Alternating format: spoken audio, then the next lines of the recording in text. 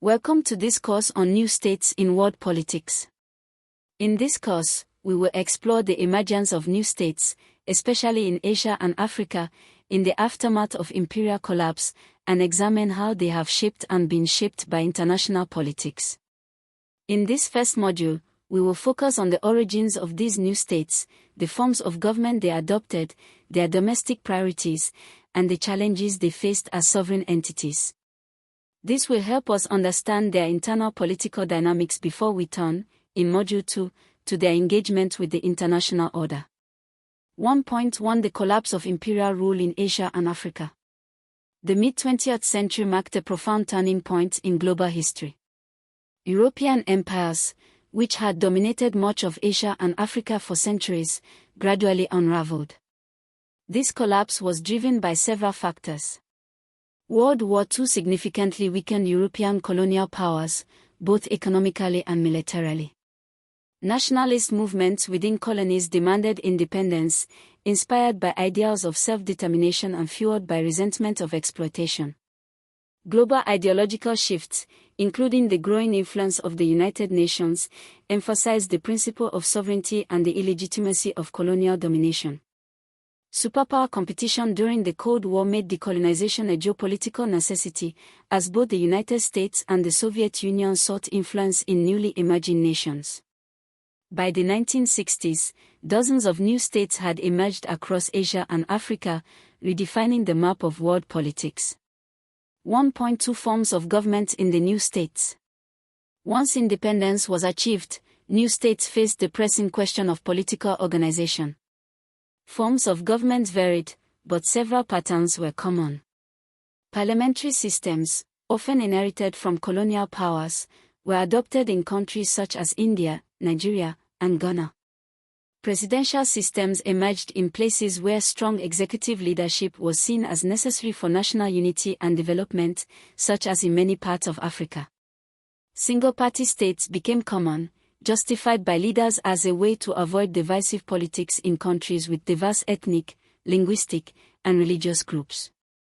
Military regimes arose in states where weak institutions and instability invited military intervention. While democratic ideals were often proclaimed, many new states struggled to maintain democratic practices, leading to hybrid systems and authoritarian governance in several cases. 1.3 Main preoccupations of the new states. The challenges facing new states were immense. Independence did not immediately bring prosperity or stability. Their main preoccupations included nation building. Integrating diverse communities into a single national identity was a difficult task, especially in countries with artificial colonial boundaries. Economic development. Colonial economies had been oriented toward extraction and export of raw materials. Independent states now sought industrialization, modernization, and diversification. Education and human capital. Many states had extremely low literacy rates at independence and prioritized expanding education systems. Security and stability. Internal divisions, ethnic tensions, and secessionist movements threatened unity in many new states. International recognition. Securing diplomatic legitimacy and alliances was essential to survival in the Cold War context. These preoccupations shaped both domestic policy and foreign relations.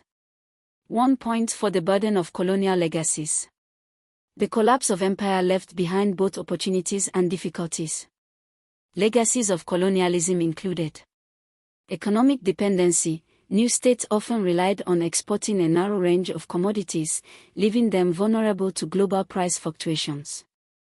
Political boundaries. Colonial borders frequently ignored ethnic and cultural realities, fueling internal conflicts. Institutional weakness. Administrative systems were often underdeveloped, making governance difficult.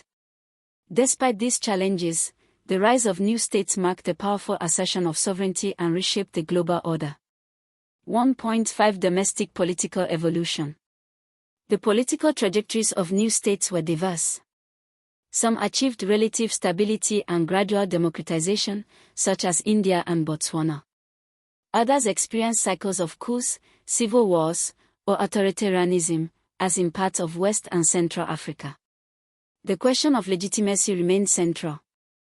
Did authority derive from democratic consent, revolutionary struggle, traditional institutions, or military power? The answer varied by state and often shifted over time. Module 1 Summary. In this first module, we examine the collapse of imperial rule in Asia and Africa, the forms of government adopted by the new states, their central preoccupations, and the burdens of colonial legacies.